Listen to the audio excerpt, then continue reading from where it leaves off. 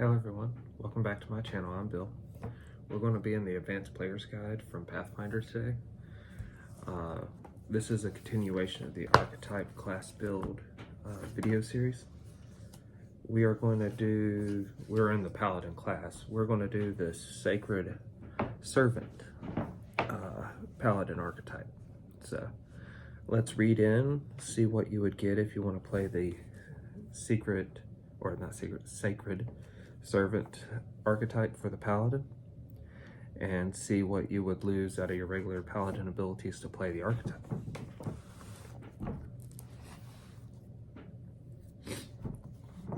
Paladins, as a general rule, venerate the gods of good and purity, but some take this a step further, dedicating themselves to a specific deity and furthering the cause of the faith. These sacred servants are rewarded for their devotion with additional spells and powerful allies. A sacred servant must select one deity to worship. This deity's alignment must be lawful good, lawful neutral, or neutral good. A sacred servant has the following class features. Smite evil. This functions as the paladin's ability, but the sacred servant can smite evil one additional time per day at 7th level and every 6 levels thereafter, instead of 4th level and every 3 levels thereafter. This replaces smite evil.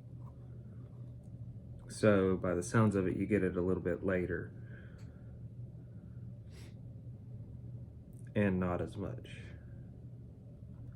Okay, spells. At 4th level, when a sacred servant gains the ability to cast spells, he also chooses one domain associated with her deity. Her effective cleric level for this domain is equal to her paladin level -3. In addition, she also gains one domain spell slot for each level of paladin spells she can cast. Every day she must prepare the domain spell from her chosen domain in that spell slot. So that's pretty cool that you'll get a domain ability, domain spells. Divine Bond. At 5th level, instead of forming a divine bond with her weapon or a mount, a sacred servant forms a bond with her holy symbol.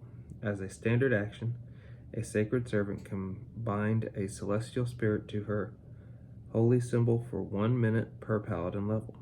When called, the spirit causes the sacred servant's holy symbol to shed light like a torch. At 5th level, the spirit grants 1 bonus. For every 3 levels beyond 5th, the spirit grants 1 additional bonus. These bonuses can be spent in a number of ways to grant the paladin enhanced abilities to channel positive energy and to cast spells. Each bonus can be used to grant one of the following enhancements: +1 caster level to any paladin spell cast, +1 to the DC to half the damage of channeled positive energy when used to harm undead, +1d6 to channel positive energy, +1 use per day of lay on hands. These enhancements stack and can be selected multiple times. The enhancements granted by the spirit are determined when the spirit is called and cannot be changed until the spirit is called again. If the sacred servant increases her number of uses of lay on hands per day in this way, that choice is set for the rest of the day. And once used, these additional uses are not restored, even if the spirit is called again that day. The celestial spirit imparts no enhancement if the holy symbol is held by anyone other than the sacred servant, but resumes giving enhancements if returned to the sacred servant. A sacred servant can use this ability once per day at 5th level, and 1 additional times per day for every 4 levels beyond 5th, to a total of 4 times per day at 17th level. If a holy symbol with a celestial spirit is destroyed, the sacred servant loses the use of this ability for 30 days, or until she gains a level, whichever comes first. During this 30-day period, the sacred servant takes a -1 penalty on attack and weapon damage rolls. I like that penalty for losing the holy symbol. It's not likely to happen often, but if it ever does, I like it.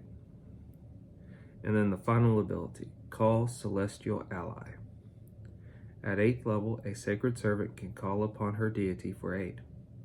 If in the form of a powerful servant, this allows the sacred servant to cast Lesser Planar Ally once per week as a spell-like ability without having to pay the material component cost or the servant for the reasonable task. At 12th level, this improves to Planar Ally, and at 16th level, this improves to Greater Planar Ally. The Sacred Servant's caster level for this effect is equal to her paladin level. This ability replaces Aura of Resolve. I like the powerful ally, the Call Celestial Ally. That's pretty cool. This doesn't fit what I would play if I played a paladin, but I don't play a paladin often. Mostly I like to smite things, so the pushing the smite off, it gives you stuff to balance it out, like the domain spells and the divine bond, but I still like to hit things. Overall, I like this archetype. Let me know what you all think about the archetype in the comments below. If you think about playing it, also let me know in the comments below.